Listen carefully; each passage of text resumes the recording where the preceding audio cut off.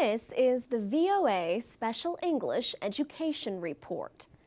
More than 40 of the 50 American states have approved what are known as the Common Core State Standards.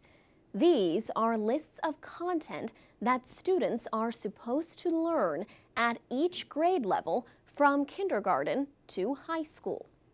State governors and schools chiefs led the effort to develop the standards. The project involved teachers, administrators, experts, and public comments. The final standards were released in June of 2010.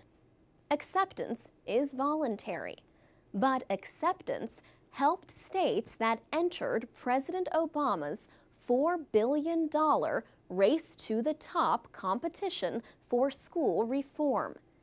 The standards are for English language arts and math. Supporters say these provide clear goals to prepare students to succeed in college and in jobs. But critics of national standards say the idea goes against one of America's oldest traditions: local control of education. Political conservatives generally oppose federal intervention in schools. Yet it was a Republican president, George W. Bush, who expanded testing requirements to show that public schools are making yearly progress. Still, opponents of national standards call them one-size-fits-all. They say the idea does not make sense for a country as large and diverse as the United States. One of those opponents is Bill Evers at the Hoover Institution at Stanford University in California. He was an assistant education secretary under President Bush. Mr. Evers warns about closing the door on innovation by locking in a national uniform bureaucratic system. He says the states don't have a problem in setting their curriculum.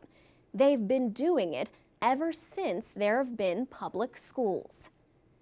Richard Riley was Education Secretary to President Bill Clinton, a Democrat. Mr. Riley says conservatives would be concerned if we had federal mandated Common Core standards. That's not what we have. It's a state-driven measure. High standards, challenging work for young people across the country. Mr. Riley says in the 1990s, he pushed states to develop their own statewide standards. But some of those standards were not very strong, he says, so he believes national standards are needed. But Bill Evers says technology now makes it easier to develop individual learning plans for students. He says schools should worry less about a common curriculum and more about improving teacher quality. For VOA Special English, I'm Alex Villarreal.